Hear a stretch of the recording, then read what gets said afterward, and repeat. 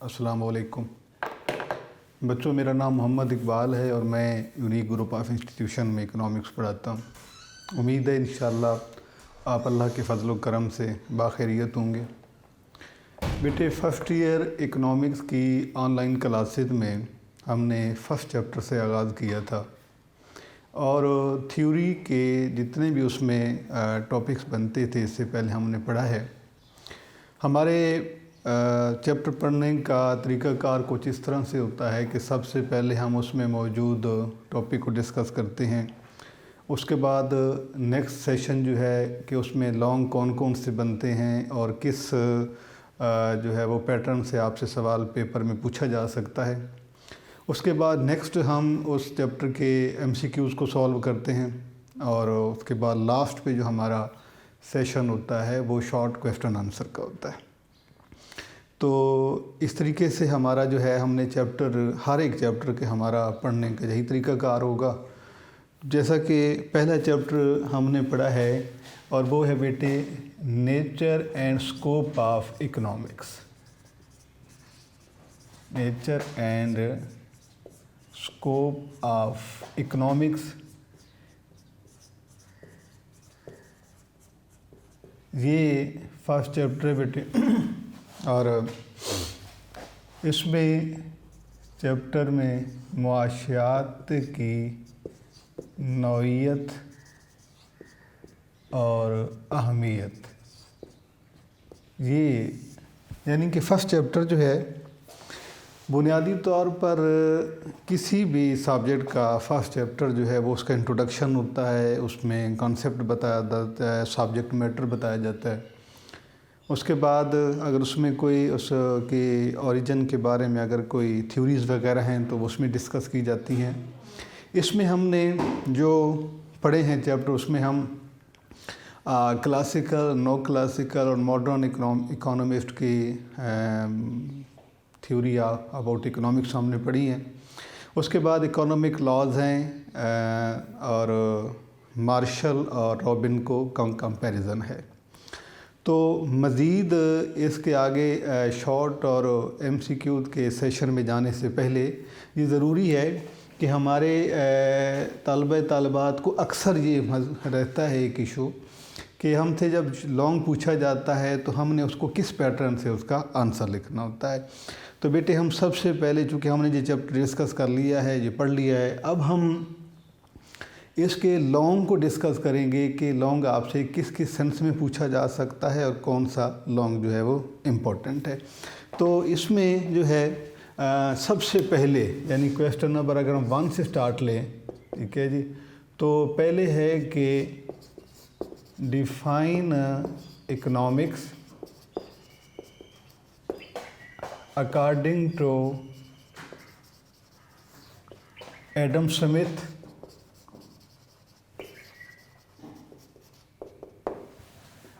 Define economics according to Adam Smith. Describe 4 aspects of definition,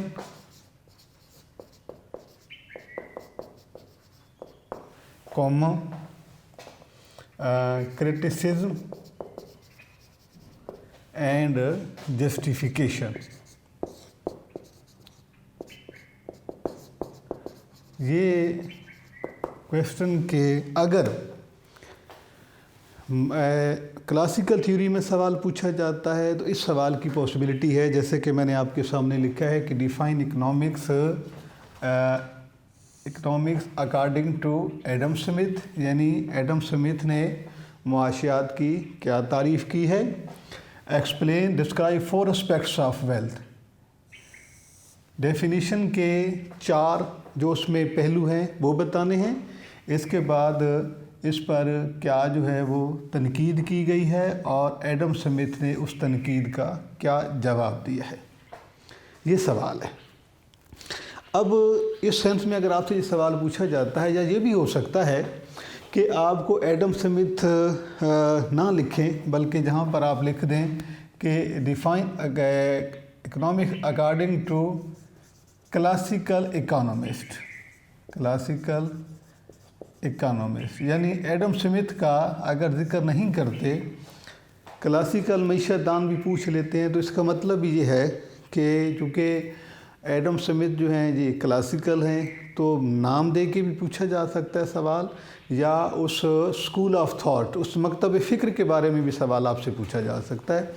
तो सवाल बेटे ये हो सकता है कि define economics according to Adam Smith, describe 4 aspects of definition, यानी कि एडम स्मिथ के इकोनॉमिक्स की डेफिनीशन के 4 एस्पेक्ट्स बताने हैं, उस पर क्या तनकीद की गई है ये बताना है, और उसके बाद आपने एडम स्मिथ की जानिब से उसकी जस्टिफिकेशन को आपने डिस्कस करना है।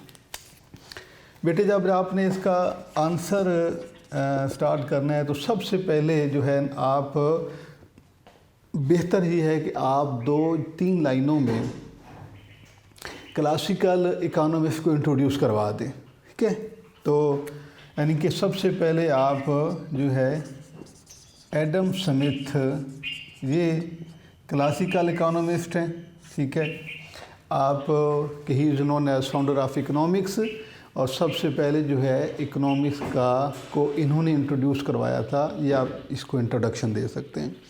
उसके बाद सेकंड स्टेप जो है बेटे, सेकंड स्टेप पे आपने इसकी डेफिनेशन लिखनी है, यानी कि definition given by Adam Smith economics. ये मैंने जहाँ पे, यानी कि आपने इन्वर्टेड कॉमास से लेकर उसमें जो है इन्वर्टेड, तो इसमें आप लिखेंगे कि according to Adam Smith economics is the science of wealth, it discuss 4 aspects of wealth, production of wealth, consumption of wealth, distribution of wealth and exchange of wealth. तो ये आपका क्वेश्चन मुकम्मल हो जाएगा। इससे पहले जो है इंट्रोडक्शन में आप बताएंगे कि he is known as the founder of economics, he wrote the book wealth of nation in 1776, जिस तरह के हमने पहले इसको थ्योरी में ऑलरेडी हम इसको पढ़ चुके हैं। इंट्रोडक्शन के बाद इसको बेटे आपने डिफ़ाइन करना है, और डिफ़ाइन करने के बाद आपने इसके 4 एस्पेक्ट्स को डिस्कस करना है, यानी 4 एस्पेक्ट्स ऑफ वेल्थ।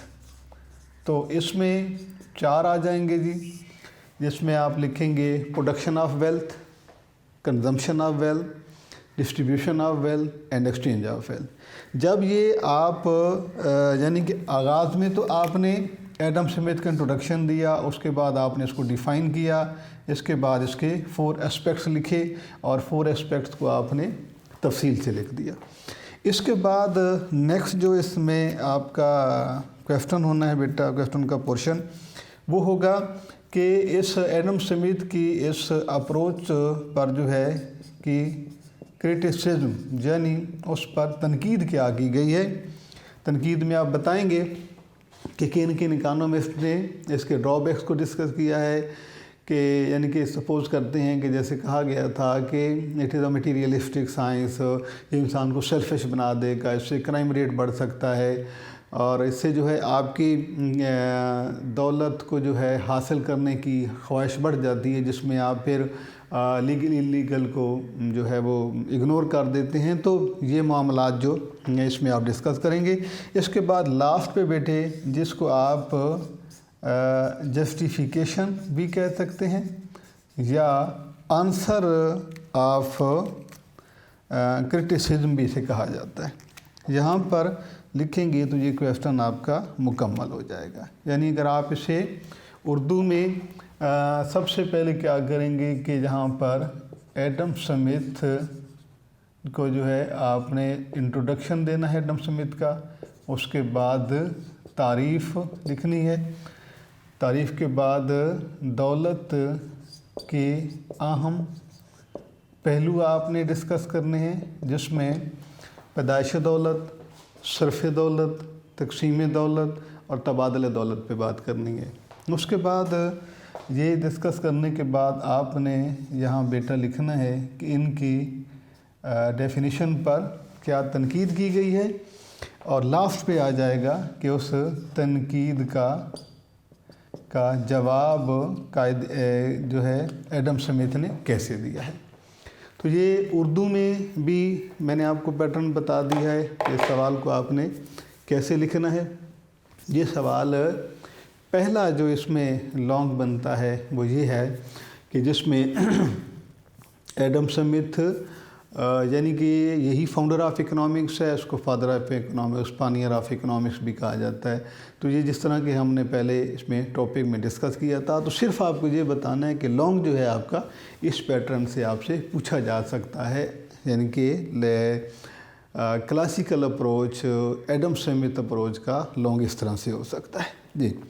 उसके बाद दूसरा जो बेटे इसमें सवाल है, यानी दूसरी अप्रोच जो है, जैसा कि आपने इसमें पहले पढ़ी है, और वो है Alfred Marshall approach. Second question बेटा इसमें जो है वो है कि define economics in word of Alfred Marshall.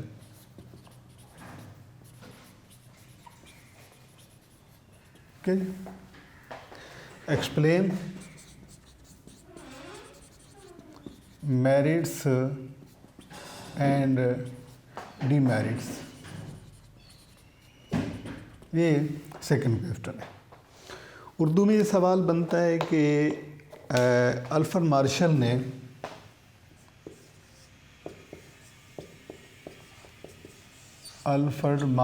ने मुआशियात की क्या तारीफ़ की है।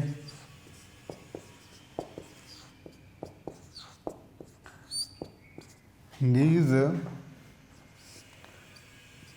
इसकी खूबियाँ और ख़ामियाँ बयान करें। खूबियाँ और ख़ामियाँ बयान करें, यानी ये सवाल दूसरा हो सकता है। इस सवाल का जवाब बड़ा आसान सिंपल सा है जी। सबसे पहले आपने बेटा जब इसका आंसर लिखना है तो सबसे पहले आपने लिखनी है डेफिनेशन। इसमें भी जिस तरह से लास्ट क्वेश्चन की प्रैक्टिस हमने की है कि आगाज़ में अगर आप नौ क्लासिकल यानी अल्फ्रेड मार्शल का इंट्रोडक्शन बता देते हैं कि इनकी टेन्योर क्या था, किस ज़माने में इनकी अप्रोचेज दी गई थी, इसके बाद ये कि इन्होंने बुक कौन सी लिखी है प्रिंसिपल्स ऑफ इकोनॉमिक, वो किस साल पब्लिश हुई थी, इसका आप जिक्र कर देते हैं तो ये बहुत बेहतर हो जाता है। उसके बाद आप लिखेंगे डेफिनेशन यानी तारीफ़ में आपने 2-4 जो है लाइनों में इसको प्रॉपर डिफ़ाइन कर देना है। और डिफ़ाइन करने के बाद उसके बाद नेक्स्ट आ जाएगा इसके मेरिट्स यानी खूबियाँ, और आपने मेरिट 5 मेरिट्स आपने इसके लिख देने हैं। पहले आप उन मेरिट्स को हेडिंग की फॉर्म में लिखेंगे, फिर उसके बाद आपने उसे एक एक करके एक्सप्लेन कर देना है। फिर उसके बाद बात करेंगे हम लोग डीमेरिट्स के हवाले से, यानी खामियों के हवाले से बात करेंगे कि अल्फ्रेड मार्शल की इस अप्रोच में दी हुई तारीफ़ में कौन सी खामियां मौजूद थी। ये सवाल के अमकानात पास पेपर में या भी पहले आ चुका है। ये सवाल लॉन्ग में भी, इसमें एग्जामिनेशन पॉइंट ऑफ व्यू से जो बड़ा इंपॉर्टेंट क्वेश्चन है, तो इसके अमकानात होते हैं कि मुमकिन है ये सवाल आपसे पूछ लिया जाए।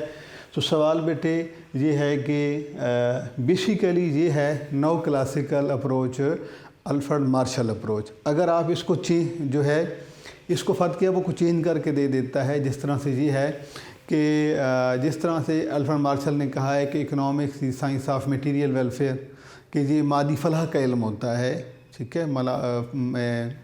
तो उस सेंस में भी आपसे सवाल पूछा जा सकता है, अल्फ्रेड मार्शल का जिक्र कर दें, नो क्लासिकल का जिक्र कर दें, या उसकी बेसिक थ्योरी बता दें कि किसके बारे में ये क्वेश्चन है।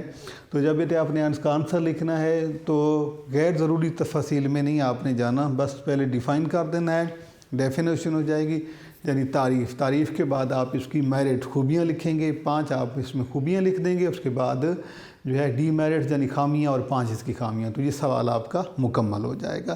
क्योंकि लॉन्ग क्वेश्चन जो है ये होता है आपका 10 नंबर का, यानी ICS का जो जनरल साइंस की इकोनॉमिक्स है इसमें 10 का होता है। तो फिर आपने उस मार्क्स को भी ध्यान में रखना है, उसके स्टफ़ को भी ध्यान में रखना है कि कितना आपने उसमें ऐड करना है।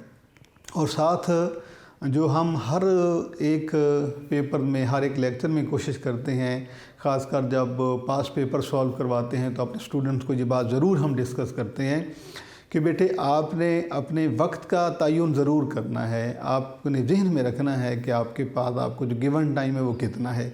ऐसा हो जाता है कि बच्चे जो हैं वो एक सवाल बहुत ज़्यादा लेंथी करके लिख देते हैं, बहुत बड़ी तफसील के साथ लिख देते हैं कि नेक्स्ट के लिए उनके पास वक्त कम रह जाता है। तो आपने इसको खुद ही मैनेज करना है। ये बजट आपने पेपर टाइम बजट खुद बनाना है कि आपने कितना वक्त जो है वो आपने शॉर्ट को के लिए देना है, कितना वक्त आपके लॉन्ग के लिए बचना चाहिए, क्योंकि ये जब तक ये बैलेंस नहीं रखेंगे तो ये आपके लिए जो है वो इतना मुफीद साबित नहीं हो सकता। तो ये दूसरा सवाल, पहला मैंने आपको Alfred Marshall Adam Smith approach बताई है, उसके बाद ये मार्शल अप्रोच है। इसके बाद बेटा जो अगला सवाल है वो हम थोड़ा सा इसी को ही बदल देते हैं, और वो है कि define economics according in words of professor Robins. यानी कि सवाल यही बनेगा, define economics in words of professor Robins, और साथ ही है ये कि एक्सप्लेन मेरिट्स एंड डीमेरिट्स। तो यहाँ भी आप जो है वो मार्शल की बजाय यहाँ पे प्रोफेसर रॉबिन्स लिखते हैं, ठीक है जी। तो ये बेटा था, इसको प्रोफेसर रॉबिन अप्रोच जो है इसके बहुत ज़्यादा इम्कानात होते हैं पास पेपर में पूछे जाने के एग्ज़ामिनेशन। उसकी वजह ये है कि जितने भी इकोनॉमिक्स के बारे में थ्योरीज हम पढ़ाते हैं, सबसे जो ऑथेंटिक और इफ़ेक्टिव अप्रोच जो है वो प्रोफेसर रॉबिन की है, क्योंकि प्रोफेसर रॉबिन की थ्योरी जो डेफिनेशन है इसकी, इनके ग्राउंड पे है इकोनॉमिक प्रॉब्लम, और वही इकोनॉमिक प्रॉब्लम जो है ये बुनियाद है इकोनॉमिक्स की। तो इसलिए इसको सबसे ज़्यादा जो है हम मौसर तारीफ़ समझते हैं। इसमें भी बेटा आपने सबसे पहले ये करना है कि पहले आपने इसको डिफ़ाइन करना है। डेफिनेशन जो है, यानी कि अगर आप इससे पहले इसका तारुफ देना चाहें तो professor Robin, he is known as modern economist. He wrote the book Nature and Significance of Economics in 1932। 1931 भी ठीक है, 1932 भी ठीक है, और ये बात हमने जाके अपने उसमें MCQs में भी हम इसको डिस्कस करेंगे इंशाअल्लाह। तो सबसे पहले आपने प्रोफेसर रॉबिन की दी हुई डेफिनेशन, यानी कि ये आपने पहले ये पोर्शन लिखना है डेफिनेशन का, उसके बाद ये मेरिट्स हैं और ये डीमेरिट्स हैं। ये सवाल है आपसे जो आपसे पूछा जा रहा है कि पहले आपने इसकी इकोनॉमिक्स की डेफिनेशन लिखनी है, साथ में ये मेरिट्स और डीमेरिट्स है।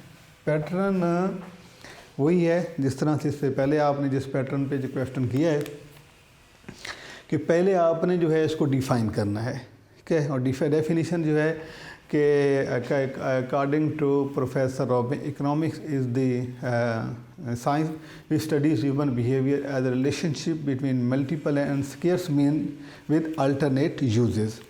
तो ये आपने लिखना है। इसके बाद डेफिनेशन के बाद इसमें एक चीज़ का आपने इजाफा करना है, और वो बेटे ये हैं कि मेन पॉइंट्स ऑफ डेफिनेशन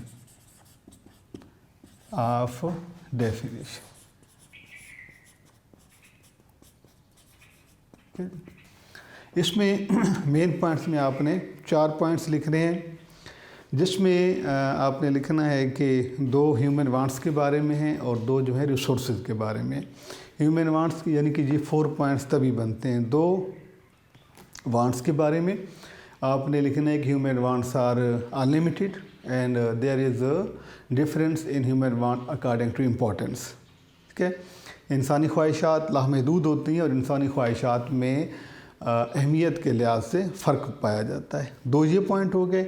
इसके अलावा 2 पॉइंट आपने रिसोर्सेज के बारे में आपके इस नोट्स में भी मौजूद हैं, आपकी बुक में भी मौजूद है कि resources are limited and there is alternate use of resources, यानी कि वसाइल महदूद होते हैं और वसाइल का मुतबादिल इस्तेमाल भी हो सकता है। तो क्या बेटा आपने लिखना है, सबसे पहले आप प्रोफेसर रॉबिन की इकोनॉमिक्स के बारे में पेश करदा तारीफ़ लिखेंगे और उसके बाद आप लिखेंगे कि बुनियादी नुकात के, जैसे यहाँ पर मैंने आपको बताए हैं 4 आपने लिखने हैं, 2 हैं इसके बारे में वांट्स के बारे में और 2 रिसोर्सेज के बारे में।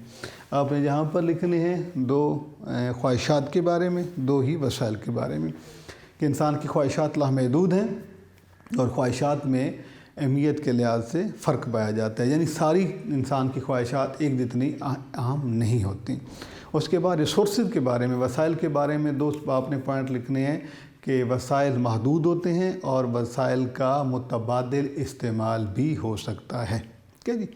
तो ये लिखने के बाद यानी कि पहले आपने क्या किया, डिफ़ाइन कर दिया, ये पहला पॉइंट हो गया, फिर उसके मेन पॉइंट्स आपने लिख दिए। उसके बाद बेटे आपने लिखने हैं इसके पहले मेरिट्स लिखेंगे कि क्या इसकी डेफिनेशन में खूबियाँ क्या हैं, और उसके बाद डीमेरिट्स।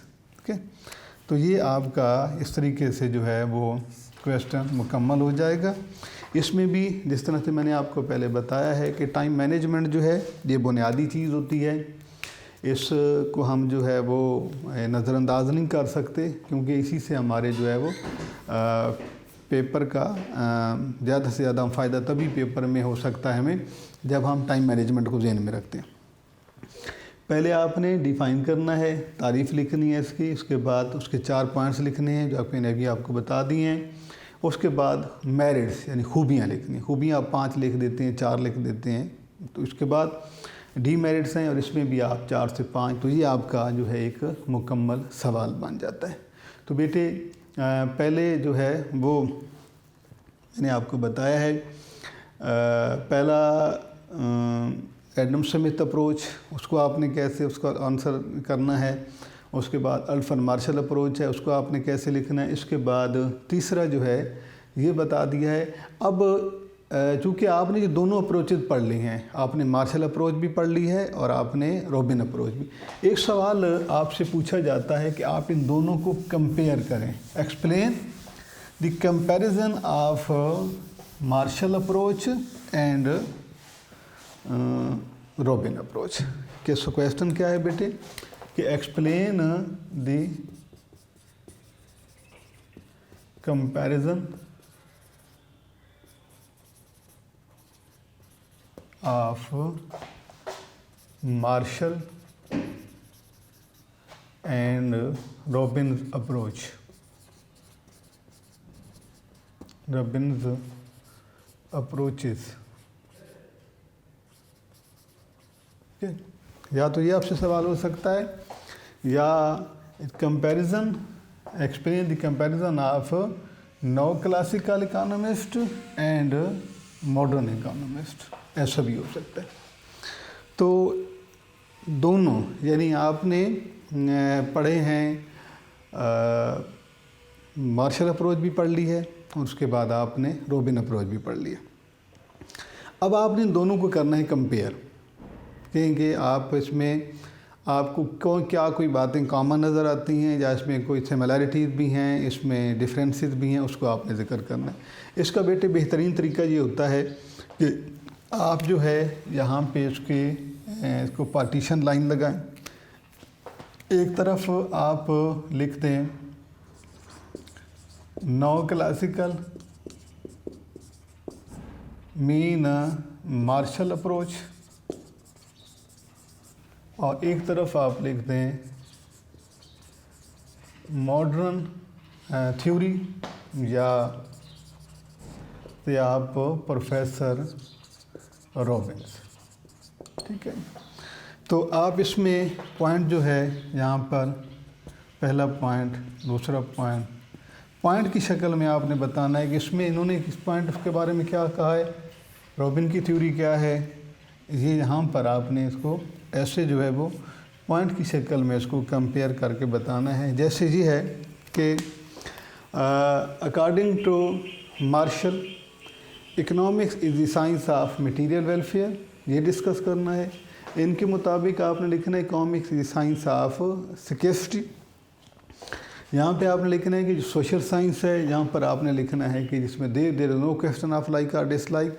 तो मीन के दोनों जो थ्योरीज हैं उसमें आपने कॉमनली बताना है कि उसमें क्या क्या कॉमन है और उसमें कहाँ कहाँ उसमें इख्तलाफ पाया जाता है, यानी कि दोनों थ्योरीज़ को आपने कंपेयर करना है। ठीक है जी। इसके बाद बेटे जो अगला मतलब है सवाल है वो क्वेश्चन आपसे ये पूछा जा सकता है कि, और पास पेपर में भी ये तजर्बा रहा है, ये मुशाहिदा किया गया है, ये पास पेपर में भी सवाल होता है कि डिफाइन इकोनॉमिक लॉज। क्वेश्चन है बेटा डिफाइन इकोनॉमिक लॉज और एक्सप्लेन द प्रॉपर्टीज ऑफ